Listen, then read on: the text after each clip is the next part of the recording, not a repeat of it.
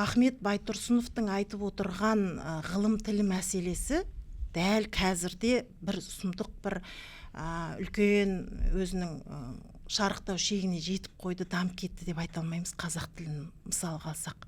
Өйткені әрбір саланың өзінің жинақталып қалған, қордаланып қалған мәселелері бар.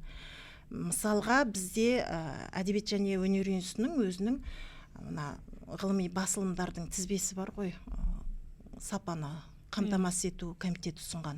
Сол тізбеге енетін керуен журналы бар. Журналға келіп түсетін материалдарды сараптаймыз, іріктейміз. Әрине ең негізгі назар аударатынымыз бір дегендегі қарайтынымыз стиль, ғылыми стиль қалай, тіл қалай, сөз саптасы қандай дегенді.